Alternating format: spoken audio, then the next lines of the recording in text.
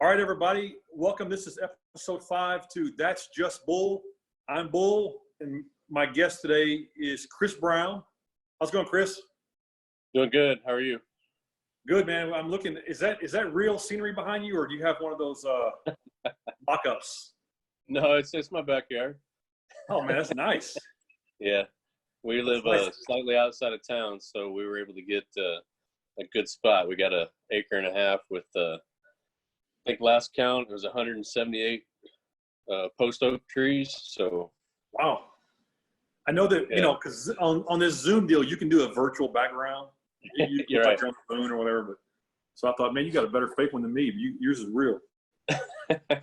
Well, I sometimes I wish it was virtual because taking care of it can be a real chore. So this is gonna be fun, man. I think I have a deal. When I got released from baseball, I used to talk about I didn't have a plan B. I didn't know what plan B was going to be for a long time. Right. And then I had this awakening several years back that this is all just plan A. Right. There's really no plan B. It's all just a part of the ride that we're on. And I think maybe you might define this better than any guest I've had so far as that we're going to get into your ridiculous art and this vision that you have. And we're going to go through some pieces that you have. But first, we got to talk baseball, and because that's what brought us here together. So right. I knew that you grew up you said you grew up in Nebraska? Yep. Small town, McCook, Nebraska. Have you ever heard of McCook? Never. Most people haven't. So Yeah. When I was growing up, it was a town of 8,000 people, and I think it's even smaller now. So it's just a farming community, southwest corner of Nebraska. So it's like 30 minutes north of the Kansas border. All right. And so did you graduate high school there? I did. You did. So you played. They had Little League. I'm sure you played Little League baseball. Were you into other sports as well, or was you dedicated to baseball? Well, I started off. I was into football and wrestling. Wrestling's real big in Nebraska. Believe it or not, I was probably better at basketball than I was wrestling, but wrestling was more of the tough guy sport, and I liked what I got out of that as far as learning physically what my body can do and how to use my body for leverage. So that was real important. Honestly, I think more athletes today, if they spent some time in a wrestling program, they would actually benefit them in other sports. Because you really, really learn, what you can do with your body, through wrestling. And it's not always size that matters. I've seen little dudes take down some monsters because they know how to, do the throws and they know how to leverage and those kind of things. So it was good in that aspect, but I wouldn't say I was the best wrestler in the world. Definitely not. But what I got out of it was exactly what I wanted to get out of it. So that was good. That's pretty cool. Yeah, I love watching. I love watching MMA fights. Yeah. Me and my wife, we like watching all that. I don't want to do it, but I like watching it. And right. It's a real skill set. I mean, wrestling's part of the MMA stuff. You see guys who are skilled at it. Those guys that get that good, I mean, yeah, it's more than just getting on the floor and rolling around and seeing who can outmuscle somebody, isn't it?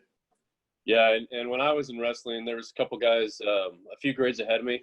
We had to wrestle. You wrestle who's in the room. You don't just stay over your size. So Dave Gordon was our high school wrestling coach, and he was good. He wrestled at Iowa State himself.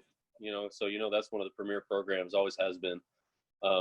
But he would put us through it. So, and there was a couple guys that were older that ended up being state champions.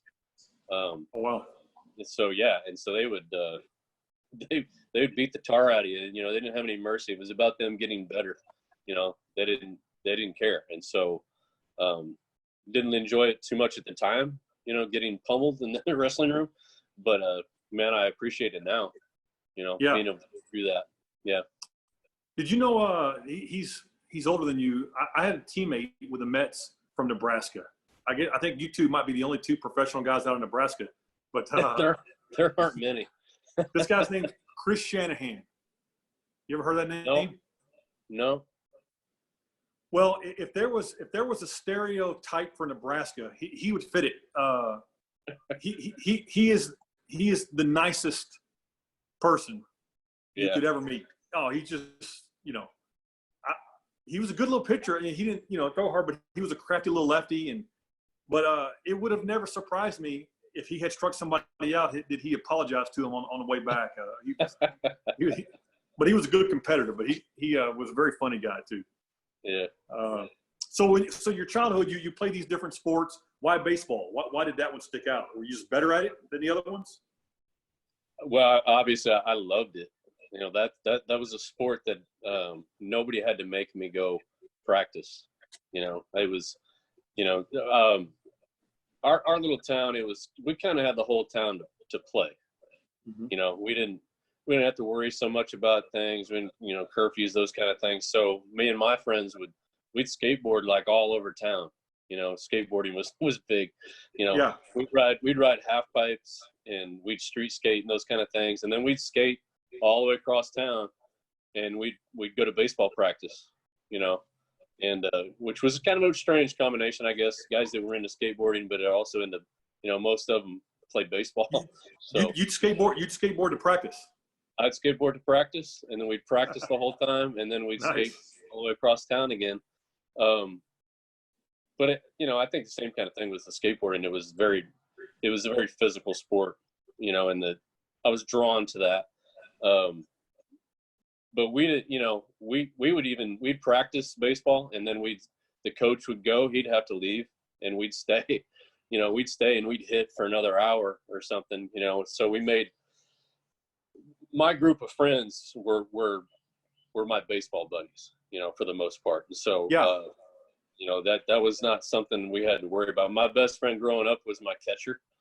So always had somebody to throw with and somebody that wanted to work hard with me, and my team, we won a Legion state championship, and that's all we had. We didn't have high school baseball. We had Legion, on my side of the state. So, we finally accomplished that. We won the Legion state championship, and it was just huge for us. And that was definitely a springboard. But we had some traveling teams, same group of guys. We had traveling teams that we kind of moved up as we grew up. We stayed on the same team. So I played the guys I graduated with high school. I played with them since I was like 11, and so, and that obviously helps. But there was a point probably my freshman, sophomore year in high school where all of a sudden my arm just took off, and then all of a sudden I became this more elite pitcher, and so that fueled my fire for sure. It's funny, man, when the game you make me think of my childhood when you're saying that. When you played with your friends, it was fun playing, when it got to be pro ball or whatever, but the best times you had, man, were a kid, playing on, one game on a Saturday and spend that. We would spend the whole day at a ballpark. I remember, we might have a game at 11, but there were 3 other games after mine. I was going to stick around and watch those, and you're throwing some ball off a wall and getting filthy. It's the best times, man. So yeah, sure. So in high school, but Nebraska's probably a little bit like Texas and Oklahoma. It's a big football state, isn't it? Yeah, definitely. Yeah. That's all growing up. That's all you ever heard was Nebraska football. That's right. Tom Osborne and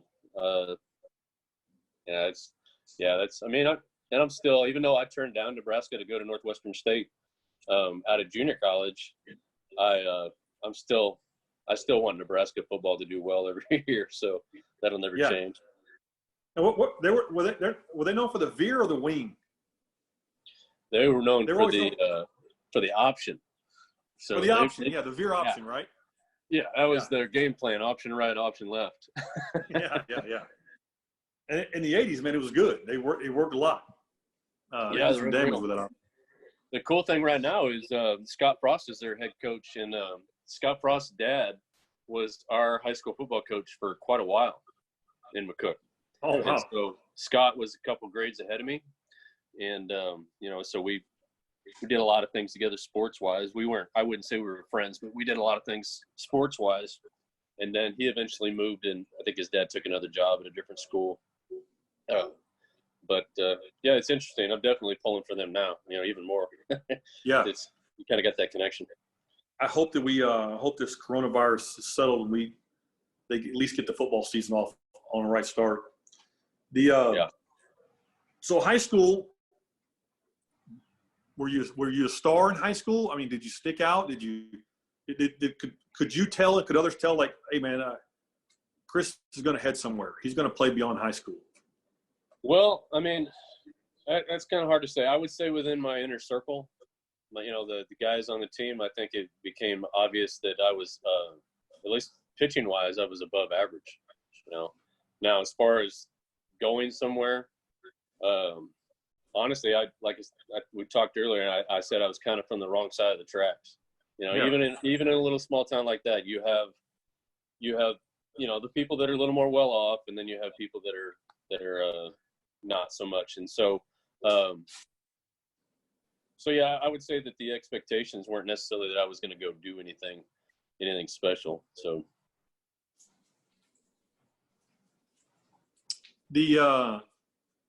so you end up going to Louisiana for college. Well, out of high school, I went to Cali County Community College in Arkansas City, Kansas, and I played for Dave and Lefty Burrows. And Dave Burrows went into the Kansas Sports Hall of Fame. He has over 1,000 wins. He just retired this past year, and then Lefty took over the program. But it's that honestly, I really came into my own there. I went from throwing probably upper 80s in high school to I'd topping out at like 94 my sophomore year in college. And so just being able to spend the whole year just nothing but baseball, training right, being coached right, being around teammates like Junior Spivey, Travis Hafner, those guys who eventually made it to the big leagues. Just being around that kind of a program, you find out what you're made of pretty quick. Wow, were those guys there? Yeah, they were in my class. They were sophomores so we were there both years together. Got a lot of stories about those guys. Yeah, I bet, man. I bet. Any you can share, or is that for a whole other podcast? Well, I mean, Travis was always they were both phenom athletic wise from the get go. Spivey could run like a deer. He was the fastest dude I'd ever seen, and but Travis was just big, and we'd be shagging out at the lights, on the warning track, and the guy would hit balls that were still going up over the lights as they were leaving, and I was like, jeez, I knew right away, I was like, Travis is gonna make it, Yeah, different breed. Yeah, I remember my first spring training was in '91.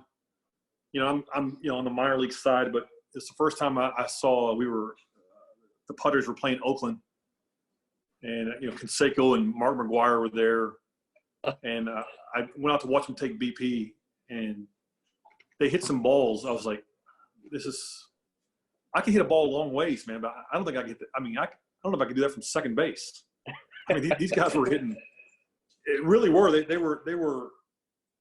When you're a professional and you're still shot, I mean, that's saying something, man. Right. When you're around the best athletes in the world and you're seeing these guys, and you're like, they're just a whole different level. It's a whole different breed of person, human. Yeah, Corey Patterson. When I was at the Cubs, my second spring training, he was the first overall pick, or not first overall, but their first round pick that year. And he came in, and you kind of looked at him, you're like, I don't know, man. I don't know if I see it. He could fly too. He could really run. And so I was like, a lot of guys can run, but to be a first rounder. But then he comes out to hit, and he was sending them over the lights. I was like, okay, I guess I get it now. I was like, if he can run, he's running, laps around everybody else and can still hit with that kind of power. I think I told this story in another podcast. One of the first guys I ever met in pro ball was a guy named Dave Mowry. Dave Mowry didn't make the big leagues, but I think he's maybe 10th or 11th round pick for the Padres the same year. Big kid out of California. He had this real wide body, just a big he wasn't real muscular, but he was just a big guy, big, strong kid. Country kid. He looked like country kid. That's exactly what he looked like. Yeah. And we're kind of doing a little 2-week mini camp, and I'm walking by him, and we're all introducing ourselves. No one knows anybody. And he introduces himself to me. Hey, my name's Dave. I tell him I'm Craig. And where are you from? All the little pleasantries. And then the first real question he asked me, he goes, "Hey, can you hit?" And I thought, that's a weird question. But I said, yeah, I can hit. Can you hit? And he goes, no, I'm mash. So I thought, that's weird. This is pretty weird. But so the next day we're in BP. We're in the same group. And he's going up right in front of me. And I'm thinking, I'm going to see what this guy's all about, And he was right. He could mash, man.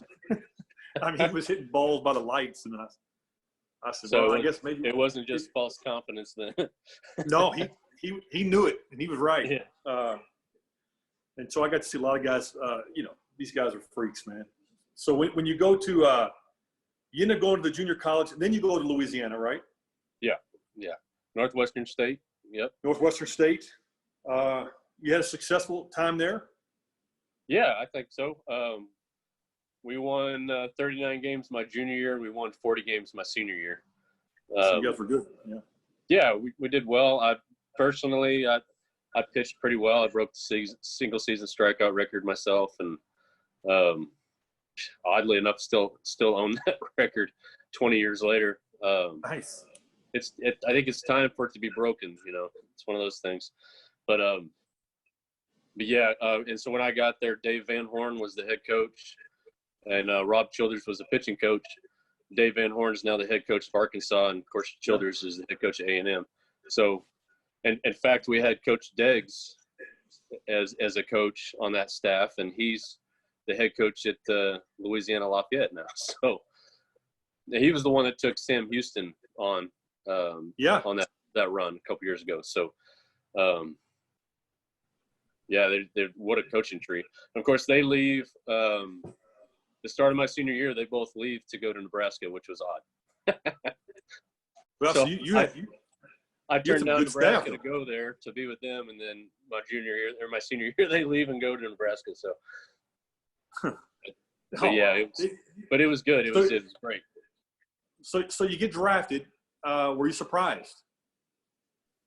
A little bit. The Cubs had talked to me about being drafted after my junior year. That was a year where I averaged 10 strikeouts to start, so it was probably a better year. My senior year, I actually broke my back. Right. Yeah. So I was squatting right at the start, right. We got there. In fact, I was there a week early. I'm just repping out. It wasn't anything like I had done heavier weight before, but it was something, I guess the angle was bad or something. And so I broke a bone completely off. And so I was able to come up and rack it, and we didn't get x-rays. They just started rehabbing me, which probably wasn't the best thing. And my personal experience is I didn't have insurance, so what was I going to do? So we started rehabbing. And so I basically rehabbed all fall. I'd go to class, I'd go do some rehab, and I'd go back to class, and I'd go, so that went on. And then I didn't miss any time in the spring. I wouldn't honestly say, I don't feel like it really bothered me that much. Yeah. It wasn't like, my back's killing me. It wasn't one of those things. In fact, my back didn't really start bothering me until really later on when I started teaching. Like after I was done playing, you start standing around. And so since then I've had back surgery, and turned out that the vertebrae had crushed the disc and shifted over time, and so that one of those vertebrae was like a fraction of an inch from my spinal cord. So I kind of got lucky, one more bad move or, car wreck or something there. Could have been paralyzed. But either way, like the next day after the surgery, that pain was completely gone. I was up and walking, and I still wish I'd done it earlier, because I went 13 years with a broken back. So Wow. yeah, it's a big chunk of time that you're like, man, wish I. But so I ended up actually playing my whole minor league career, 6 years with a broken back too. So yeah, like I said, I don't think it really affected me that much because it didn't bother me until later. But you never know. Man, how do you know? I mean, maybe it did. I mean, yeah, we'll never know now. Never know. It's funny. So I went out of high school, and I didn't hardly play at all my senior year. I only played like 3 games. Really? Yeah, I broke my wrist. Messing around with football, and then when that healed, I ended up breaking a rib, and I think a chiropractor actually broke my rib or cracked it first. Oh, jeez. Because I was going back. I was taking BP. I was just getting back into the swing of things, and I could feel this pain. It was in the middle of my body, so it almost felt like it was behind the sternum. Oh, so man. when I would tell the coach, I was like, hey man, there's something caught in there. I can feel it.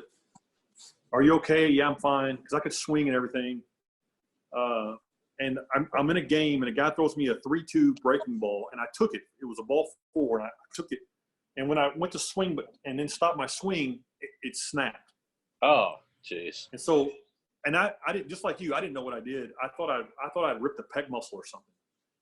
And I just remember going down to first base, and I was telling my coach, "Oh man, I did something bad. I don't know what I did. And can you play?" "Sure, I can play."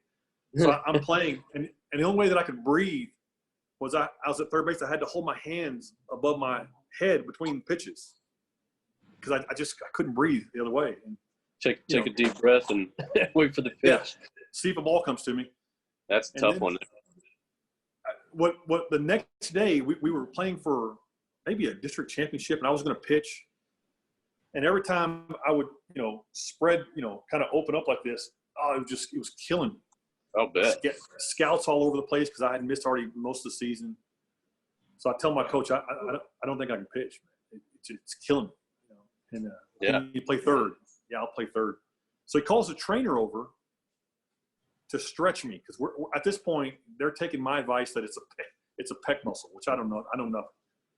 So the trainer lays me on my stomach, puts his knee in my back, and pulls my shoulder blades up. Oh, so he's stretching me. I'm screaming. I begin to scream. Yeah. He lets go. And at that point, I looked up at my mom, and I kind of like, "Hey, I'm telling you, I got to go to the hospital. I'm in severe pain." So when we go over there, he asked me, he says, "Hey,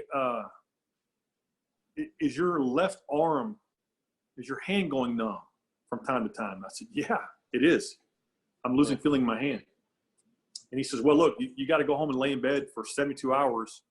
So the way that it broke, it split like this. Instead of just breaking, it kind of split off. Yeah. And my artery around my heart was going over it. So it was pinching the artery. And he tells me, if you puncture it, it's over."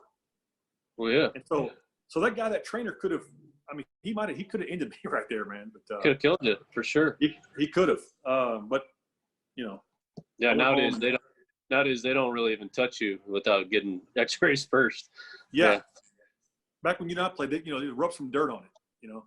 We didn't even have trainers in high school. Yeah, we did. I'm look back now, and I'm surprised it went that way. But so you get drafted. Now, so here's where I got some problems, man. You have a situation, and I talked to you about it earlier. I don't know if you know him, but you know of him, the guy with dugout mugs, Randall Thompson. Right. The guy that's going to be a billionaire through an idea with mugs, that son of a gun. And I know it. I told him, I said, "Man, I'm so proud of you for thinking of it, and deep down, I kind of hate you, because I wish I had come up with the idea, but you beat me to the idea." He's like that guy that came up with the little umbrellas that go in the tiki drinks. Yes. Probably a Simple, millionaire man. too. Something simple. Simple. If you see that, if you watch that podcast, I mean, it just he got the idea because a guy was making hitting a training device. He was cutting bats in half, and so he was seeing barrels on the ground. He goes, "Man, I wonder if I can make a glass out of those." That was it. And Wow. he's turned it in. He's Yeah. And they're doing really over- cool. They're super cool. they're cool, man. He's doing over $4 million a year, and he thinks he's going to do over 8 this year. Wow. So he's real. He needs an art director. He does. You should. I think there's a lot of services for what you do. Yeah. But I go look at your numbers. Now, so you went and played independent ball 5 years, but before you get drafted by the Cubs, you're in affiliated ball, and you have a situation that's extreme. It's just like so you can still see me now, right? I can't personally, no. Okay. You can't see me? No. Oh, really? I see a little dude. Now I see you. Okay. So let me pull something up. It's okay. Just you're there. They'll see you. Okay. So I'm looking at your numbers. Your first year with the Cubs. Right. You pitch in 28 games. You throw 39 in the third. Yeah. You have a 2.97 ERA, and your WHIP is 1.3. Yeah. Not bad. You Right? have not bad. A little over 7 strikeouts per 9. And then there's no. You said you get invited back the next year. Yep. You face 10 batters. Nobody reaches Yep. base, and they send you home. No, I pitched 10 innings. 10 innings. Yeah. Yeah. I think it was 10 innings, but yeah. Yeah. So yeah, no walks, no hits, nobody got on base. I didn't hit anybody. In 10 innings. 10 innings. In spring So training. like I said, I'm thinking, man, I'm doing really good. Maybe I should get moved up, get a shot, double A or something. Right. In fact, I faced 2, maybe 3 first rounders in that 10 innings. Yeah. Now I will say this: I faced Sean Burrows. I remember him because he was already kind of the talk of spring training, right? So they come over and they lead him off. I guess they were just trying to get him a lot of at bats or something. They lead him off, and so I'm like, I know he's sitting dead red. So I lead him off at the changeup, which was by far my third best pitch. It was barely even like in my repertoire, So I'm like, here's a changeup. Hits a missile right back at me, So 1 pitch, 1 out kind of thing. And but that was the only guy that even hit a ball hard that whole spring training. So Man, so we're gonna get back to you. You remind me when people say they lead him off. A lot of times in minor league camp, some of these guys come over and they get extra swings, right? yeah. And I didn't when I was pitching at this point, they converted me from third to pitch. I didn't give up a lot of home runs. I threw a lot of 2-seamers, got a lot of ground balls. Right. We're playing the Dodgers. Eric Karros, all-star Eric Karros. He comes over there, and so I'm pitching, and he's leading off every inning. So he's getting some reps in. He's getting a lot of bats, yeah. Yeah. So your ego comes up, and I'm kind of like Bull Durham. He can see my fastball. And so yeah. I get Eric Karros 0-2, and I want to go up and in. I want to move him, and I hit him. So I'm like, ah, man. And That so probably didn't this go guy, over well with the brass. no, it was. I think it was okay. Nobody got upset except me because Eric Karros, instead of going to first, he elected to hit again. Oh man. And so in my mind, I was thinking, how about this guy? He's that much of a big leaguer. And so I had to pitch to him again, and he took me deep. Oh, geez. Oh, And you had him 0-2. Yeah. You couldn't make a worse scenario. I mean, I hit him, and he redeemed himself by hitting a ball, 450 feet. Should have hit him. Should have hit him again. Oh, I felt like it, man. You son of a gun. So they tell you it's over. Yeah. Did they explain why?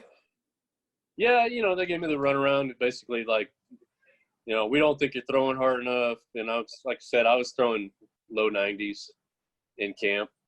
Feeling pretty good. It's not 98 by any means, but it was low 90s. I wasn't underhanding it in there, And my slider was as good as it had ever been, and that was always my strikeout pitch kind of thing, And but like I said, Jim Henry he brought me in his office and kept he'd say that, and I'd counter with, I'm like, I got 3 first-rounders out in this camp, Right. 10 innings, no one gets on base, and then he just kind of got ticked off, and he's like, well, we just don't have you projected in the big leagues, So, well, I can't argue that. That's opinion, I was telling my buddy, I went for a run/walk today, and I was talking about you and talking about the podcast that we're going to do, and he's into baseball, and I was telling him, I was like, who knows what they think, but when they say you don't project, I get it. All right, so that everybody projects a certain level, but at some point the results have to matter. You would think. Yeah. And like I was saying, it bothers you for obviously a long time. This was a while ago. I'm 45 now, and so I'm a strong believer in God's plan. You don't understand it at the time, kind of thing. But I think about all the things that I've done since, and the path that everything's kind of taken me. Had it not gone that way, I wouldn't have met my wife. I wouldn't have my son. I wouldn't be, even college-wise, I probably wouldn't be the artist for the Hall of Fame. There's just so many things that wouldn't have happened had I not been released at that time. So, I mean, it does make you mad. It makes you wonder what if, but sometimes you just say thank you. Yeah, and then you went on. You played, 5 more years in independent ball. Would you do that again? Oh, well, yeah. I mean, yeah. I mean, I don't want to say it was all bad. I mean, I played with some great people. I played with some really bad people. Just as people in general. Yeah. I played with some terrible people. I mean, one guy's I won't say his name, but one guy's serving like 4 life sentences right now. So, I mean, that's about as bad as you can get. And but I also made some incredible friends, lifelong friends, and the experience was something. I'll be honest with you, pitching in independent ball is so much tougher than A ball. Affiliate. Is that right? But they swing at everything. They're hacking, right? Well, you've got really bad umpires. Yeah. Yeah, it's just a given. And then you have guys at that time, especially, who were just juicing out of their minds, because they weren't getting tested in this independent ball. So, I mean, it like the Texas Louisiana League was called the Outlaw League for a reason. So, yeah. So I saw some things that you wish you didn't see, kind of thing. But so I look back at my stats even in independent ball, knowing what a lot of those hitters in the league were doing, and the kind of zones that we were pitching to, and those kind of things. So I feel pretty good about how it turned out. And I got a championship ring in there from one season too. So, and that was a really cool experience. I don't care what league you're playing, and you win a championship, it's something you'll never forget. For sure. Did you leave on your own, or were they, like most of us, have a foot in your back and say, get out of here? I chose to retire. Oh, you did?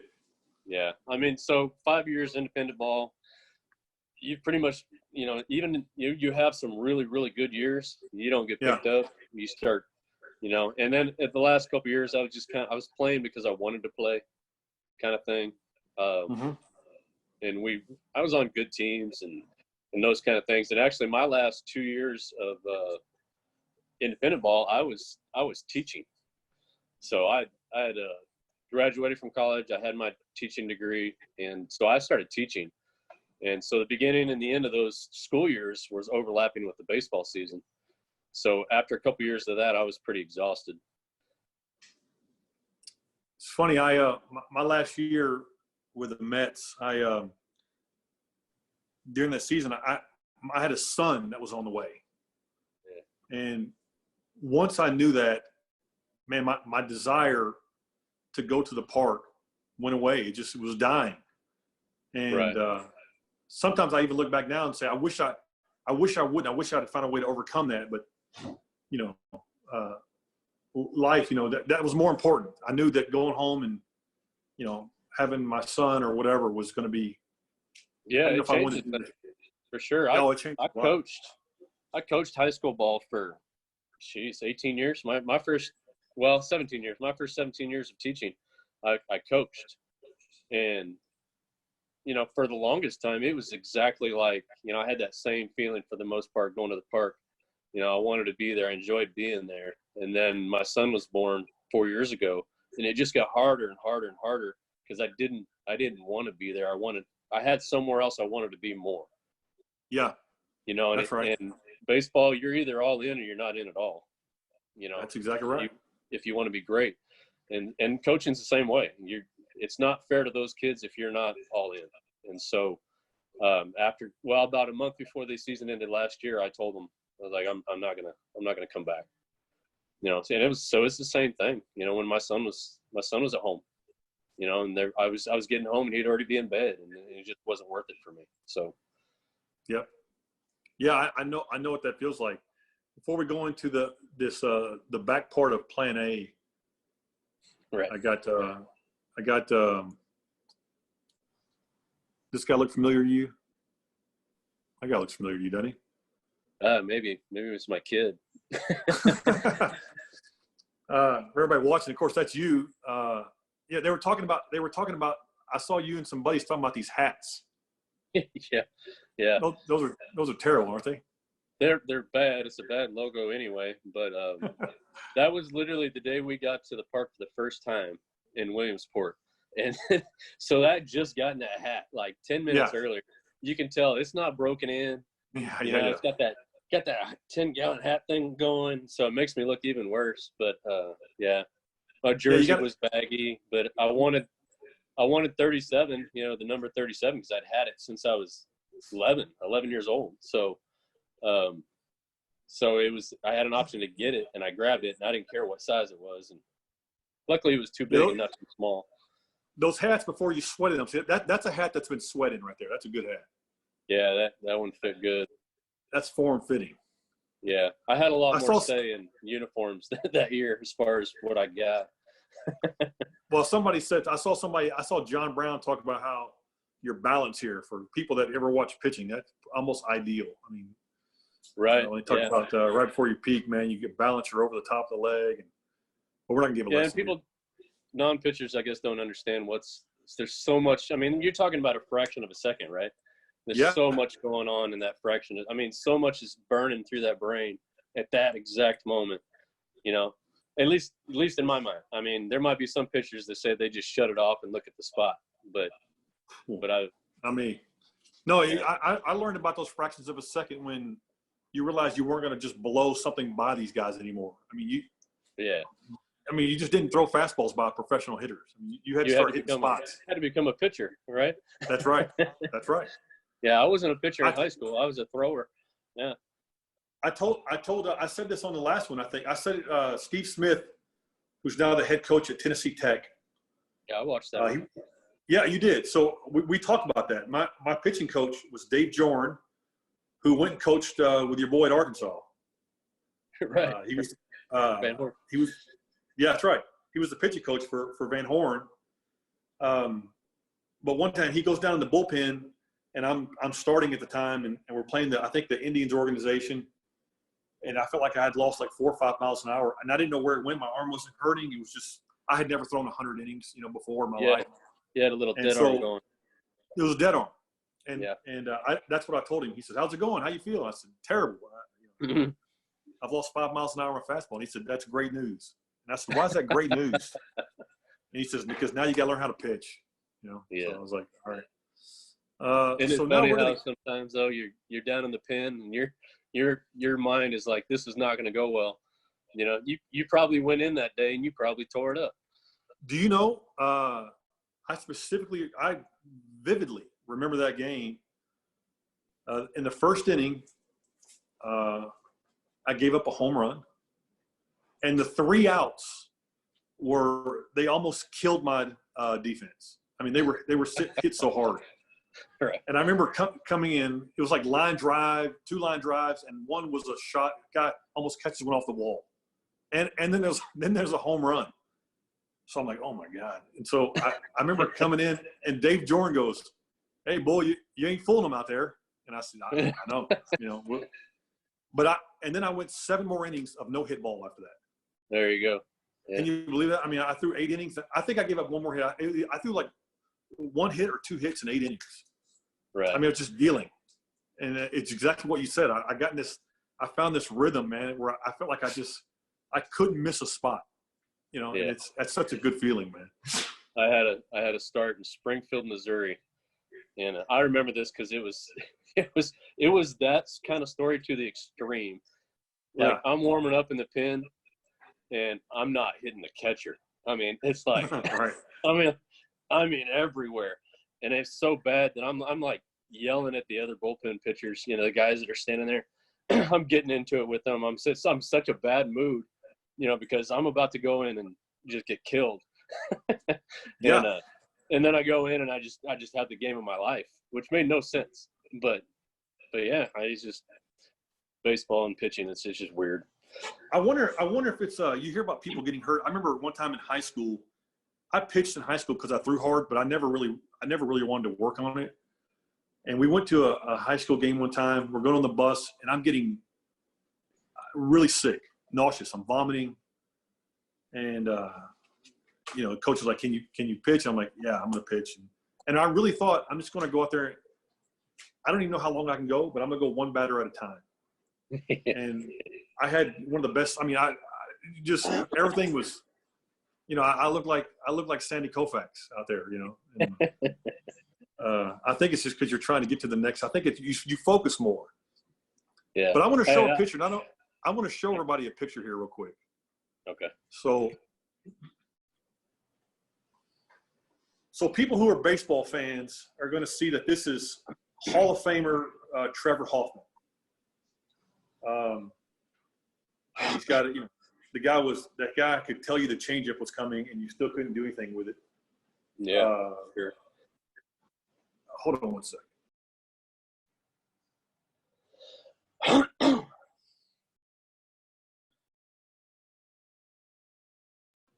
Yes. So, and then I had to get my dog there.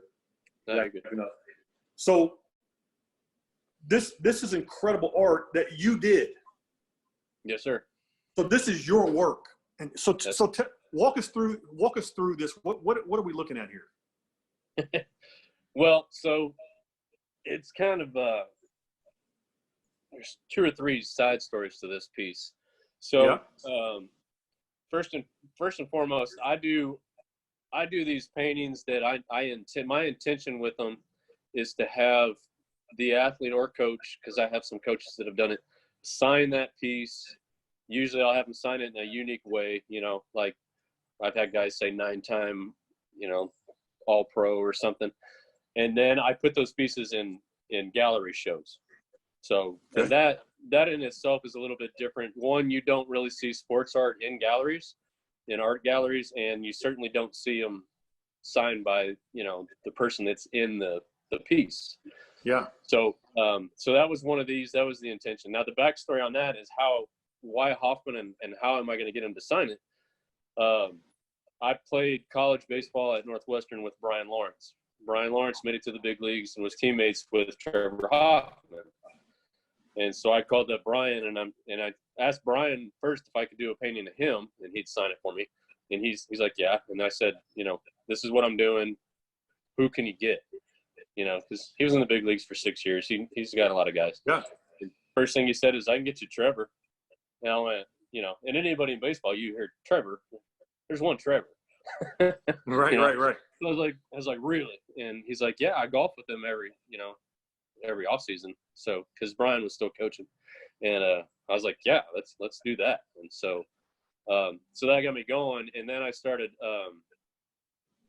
I guess I'd call him a sports art friend, another sports artist who kind of made a comment, and I think he probably meant it as a compliment, but he talked about how I'm really good at one figure, and but I didn't take it that way. I took it as oh, so you don't think I can do multiple action shots, which in all the Hall of Fame artwork I do, there's a lot of action shots in the background and stuff. But so I kind of went like, oh, okay.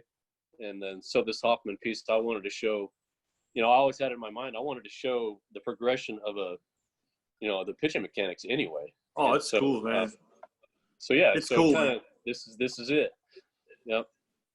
So what are you doing for the Hall of Fame when you say you do Hall of Fame pieces? So I'm the official artist for the Louisiana Sports Hall of Fame. Okay. So every year they induct at least 8 regular inductees, and then they have the Dixon Award and the Sports Writers Award, and now and we're up one to of them here? Yeah, that's Ed Reed's Hall of Fame portrait from 2017. Nice. Right. So what about so I'm doing 8 to sometimes up to 11 or 12 a year for them, and I've been doing that since 2009. Is this what'd you do on this one here? So Peyton Manning went in last year. Yep. So me thinking ahead, I'm like, well, I'm going to have Peyton Manning right there, and how good would it be to have Peyton Manning's piece in my shows? And so I contacted him and because I was already talking to him about his Hall of Fame portrait. And so I just asked him, will what I do, will you sign the piece? And his response was, I'll sign it if you're not going to sell it. Because he's like, I signed for 2 different companies, and this and that. So I have to be careful who I sign with, because he's under contract with them. I was like, dude, this is never going to be for sale. So you don't see the signature here, but the actual signature that he signed is to the top in the right-hand corner where that kind of light gray area is by the helmet. Right. And so he signed Peyton Manning, 5-time NFL MVP. And you have that today? Yeah, it's in my studio, which is in the back of my property back here. Yeah. That's sweet, man. And you do some stuff. This is a good one here. That's nice. Yeah. Pete. That's another one that kind of through guys I play. Like I said, I played with Travis Hafner, and Hafner knows him. He didn't play with Pete, because Haf was retired before he came up. But they live in Tampa. They both live in Tampa. And so same kind of thing, talking to Travis, like, buddy to buddy, who can you get me? And he mentioned Pete. And so eventually Pete's going to sign this. They were supposed to play the Rangers in interleague play here in Arlington this year, and I was like, oh, we'll just do it then. And of course now we don't know when they're going to play, but hopefully they play, and hopefully it's they still come to Arlington, and I'll be able to go get him to sign that. That's sweet. I'll show everybody. You were kind enough to do one of me here. Let's see this. Let me see if I can find it. What? Oh, there it is. This was me, man. It's spot on too. There you are. Yeah. You got this spray on tan going, but yeah. A little spray on tan, but you got my body right, man. And that is really, he's got big muscles, but that's a really big piece too.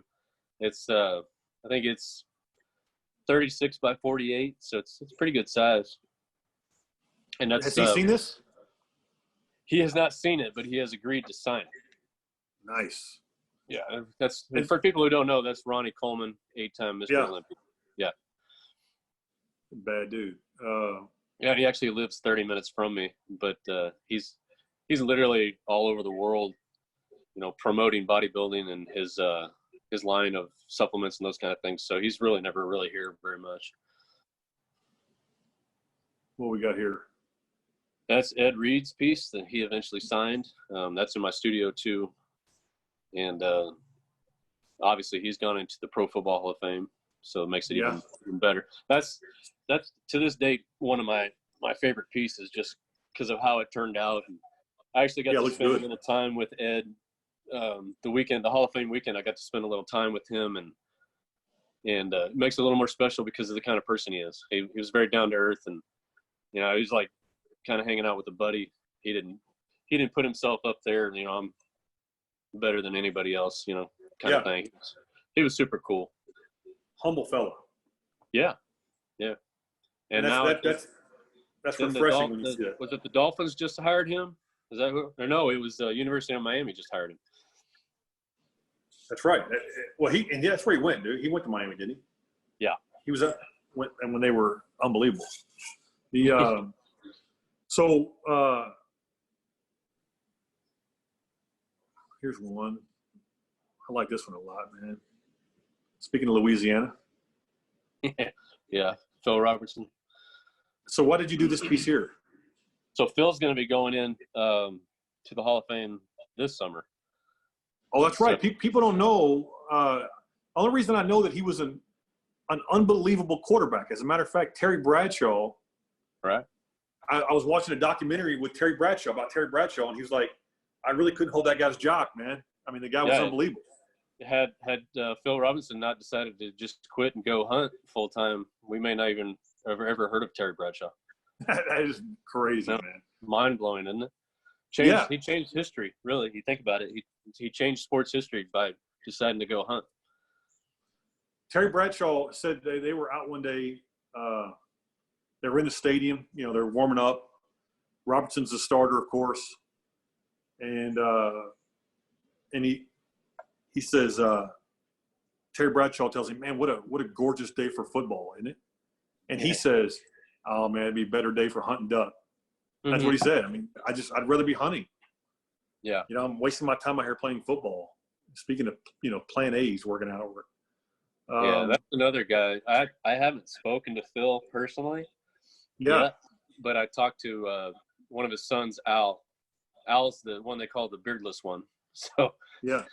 So I spoke to him on the phone for about 30 minutes too, and that was another guy who was just like, it's just like we'd never talked before, and it's just literally like picking up the phone and talking to a buddy, just very down to earth. And does he know that painting, or is that what is that? How are you doing that? Well, I call it a painting. Simply, it's really mixed media. There's paint in it. There's acrylic paint. There's actually a gouache, which for people who aren't in the art world, gouache is kind of in between watercolor and acrylic. It can act like either one, but dries very fast. But the figure itself is done in Prismacolor, which is it's like a wax colored pencil. Okay. So the way I do it, and I've taught workshops on this, so I consider myself pretty much an expert on Prismacolor now.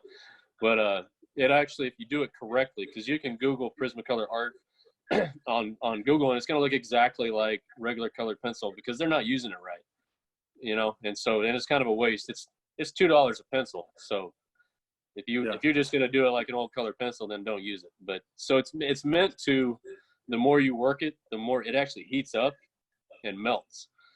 So the colors, like the skin tones, I use 10 to 12 different colors in the skin tones alone. It's all mixed. It's literally melted color. And so that's why a few years back, I just started referring to them as paintings because, it may come out of a pencil, but I'm melting paint together. So where'd you pick up this skill, man? Is it just natural? You just got it? You just have it? At one time, I think it was natural, kind of growing up. There was a time where I was like, considered gifted, I guess. Yeah. And no, I hate saying that about myself, but and then it was also one of those things, just like in baseball, if you neglect that gift will neglect you. And so kind of got into other things that were going on. I didn't ever stop, but I certainly wasn't giving it the attention. And so when I got to college, I really felt like I had to do some catching up as far as my ability. And that's when I started just pouring myself back into it. I was also away from home, and I was away from a lot of distractions and those kind of things. And so that'll do it too. You free yourself up for some things that are, important to you too. So then it became a lot of hard work. And the guy that turned me on to the Prismacolor was a guy named Fred Geinfort.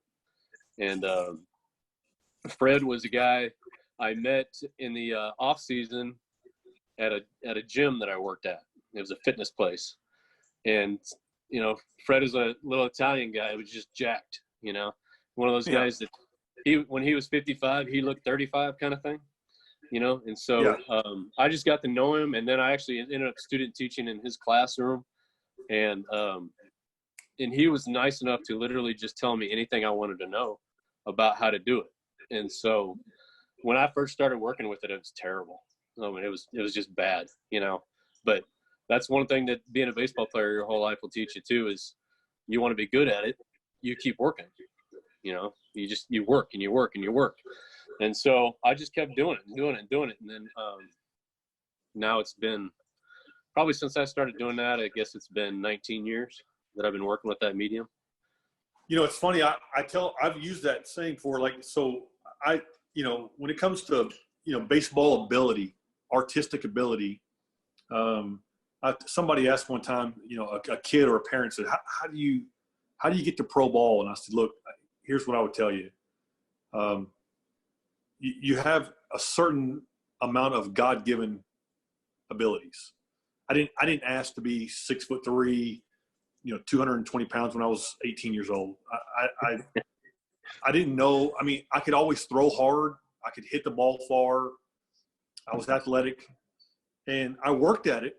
I nurtured it, and that's really how you do it. But you got to have the ability first, and then you nurture it. So, like with your skill set with that art, I think it's fair to say, yeah, you just have it. I mean, and then you nurtured it, of course, because I don't have that. I don't have the patience to even. It would take me 19 years to figure out how to sketch right. Yeah. People ask me all the time if I miss baseball. If I miss recently, it's do you miss coaching, or when I stop playing, it's do you miss playing. I'll always miss, the essence of the game and pitching, pitching. Being on the mound and that battle. You'll never stop missing that. But now everything is focused on my art, and obviously my family too, but on my art, and that drive just shifted directions. If that makes sense. So the same kind of thing that I was pouring, into baseball, now I'm completely pouring it into my artwork. Was, not being satisfied, obviously being humble with it, but not being satisfied with what I've accomplished and those kind of things. I've done some things with my artwork that I thought I was going to do with my baseball career. So it's kind of, I didn't do it. Like being in Beckett Magazine, for example. I was fortunate enough to be in it last year, featured, and then I will again this year. And so I always thought if I was going to be in Beckett Magazine, it was going to be as a baseball player. Yeah, no doubt. Never happened. But I made it as an artist, and for people who don't know, Beckett Magazine is kind of sports cards. They always give you the value of what the sport cards are. So it's a very popular magazine if you're any kind of memorabilia person. It's the Bible of sports cards. Yeah, that's right. Yeah. It's funny.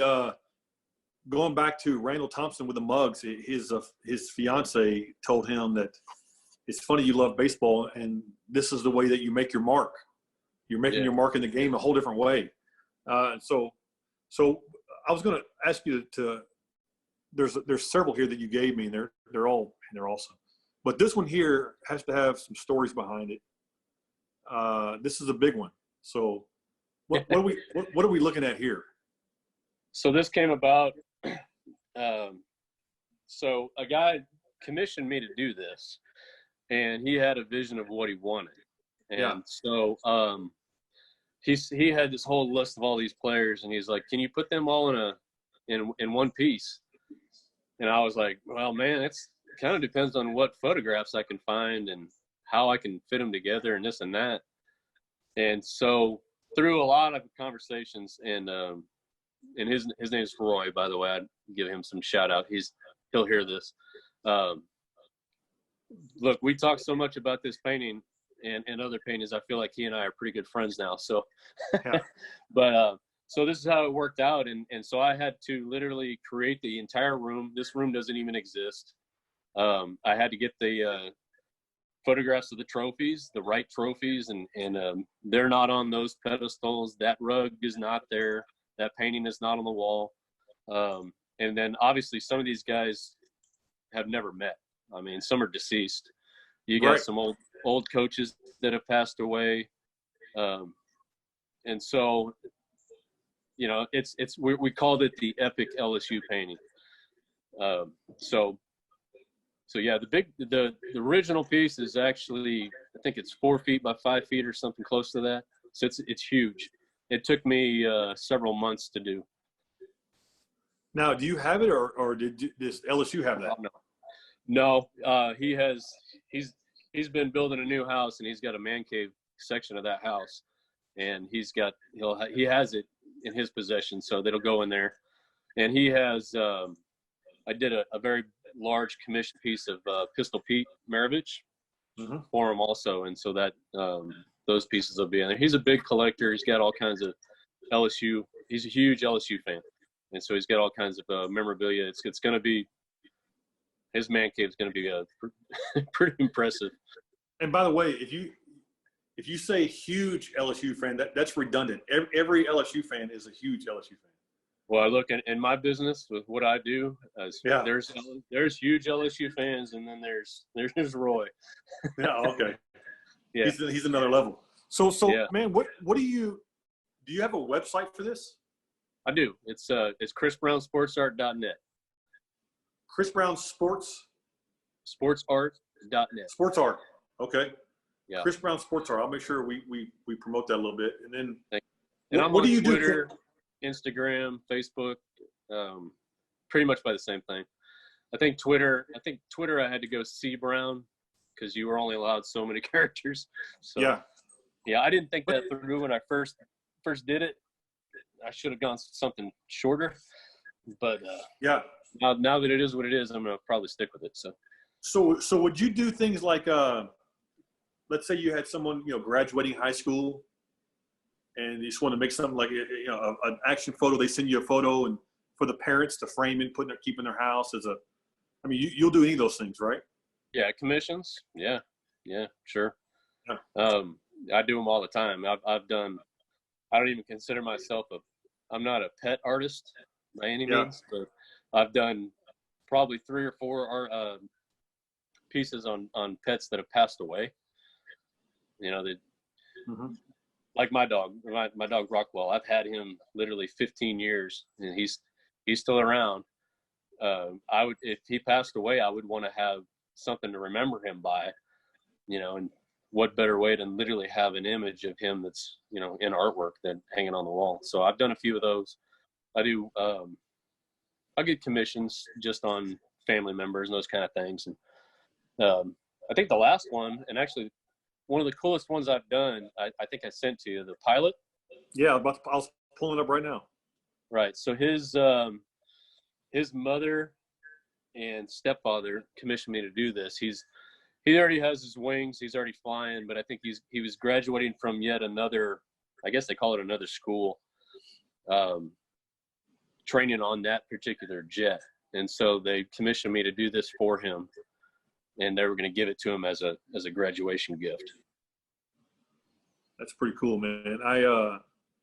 I'll share. I sent you that picture of me in spring training. Yeah. And maybe you can do something for me there, and I'll buy that and then show it off to you. But yeah, you bet. Man, it's a heck of a skill set.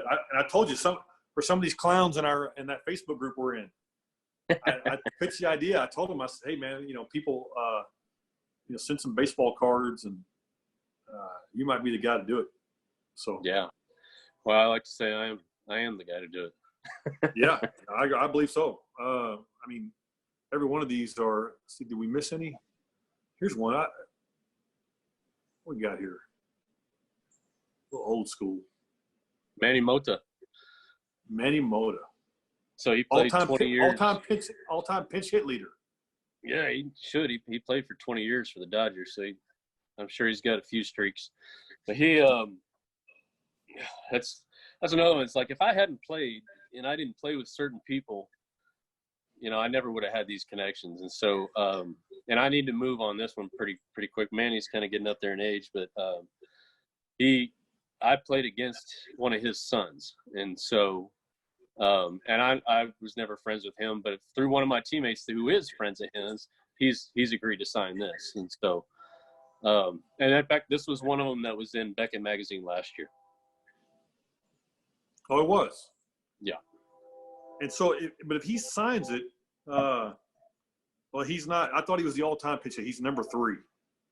Well, he's still up there. Yeah. Yeah, if you're the top 3 in anything in baseball, you did pretty good.